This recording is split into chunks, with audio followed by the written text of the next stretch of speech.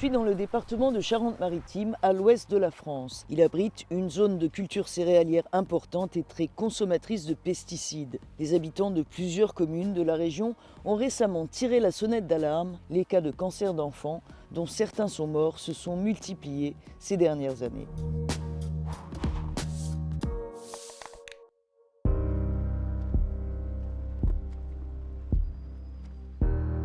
On est ici à Saint-Rogatien, c'est la commune sur laquelle on a eu les premières interrogations quant à la présence de facteurs environnementaux pouvant aggraver ou déclencher des pathologies sur le territoire.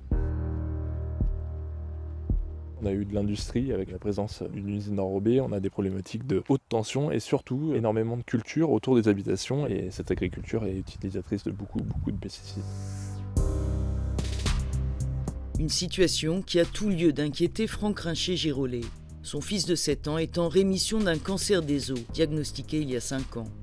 Cet ancien chauffeur de bus, aujourd'hui attaché parlementaire, milite au sein d'une association créée par des riverains qui, comme lui, se battent pour déterminer la cause des cancers de leurs enfants. On avait entre 2008 et 2020 7 cas de cancer sur le Saint-Rogatien, sur la tranche des 0-24 ans.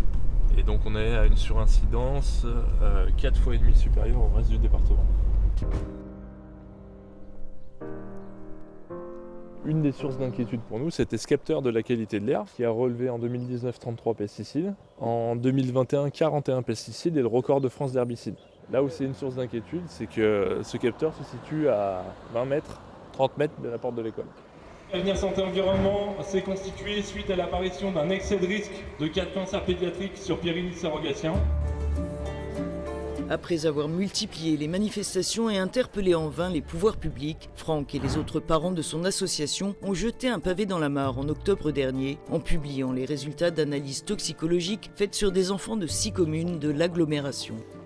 On a décidé de financer des tests urine et cheveux sur 72 enfants. On a 14 molécules de pesticides qui ont été retrouvées dans les urines des enfants et 45 dans les cheveux. On se rend compte qu'un certain nombre de molécules interdites, ça ne veut pas dire qu'elles sont encore utilisées par les agriculteurs, mais qu'on les retrouve encore dans les organismes de nos enfants. Comment se fait-il que des molécules interdites cancérigènes soient encore présentes et qu'on continue à donner des autorisations de mise sur le marché de produits encore potentiellement perturbateurs endocriniens ou cancérigènes, sans analyser l'effet cocktail entre molécules interdites et molécules autorisées. Les autorisations de mise sur le marché des produits dépendent du niveau européen en premier lieu, et on se rend compte que des molécules qui sont autorisées parfois pendant 10, 20 ou 30 ans se révèlent être ou des cancérogènes probables, ou des produits mutagènes, reprotoxiques. Ce qu'on aimerait, c'est vraiment qu'au niveau européen, on se donne un objectif de sortie des pesticides de synthèse dans le monde agricole et qu'on accompagne massivement l'agriculture. Donc on peut produire autrement, mais il faut revoir tout le système.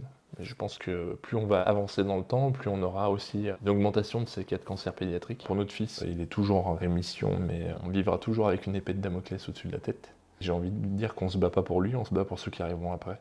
On est passé par l'enfer, notre fils est passé par l'enfer. C'est vraiment l'enfer de voir son gamin branché sous chimio et de voir tout ce que ça implique derrière.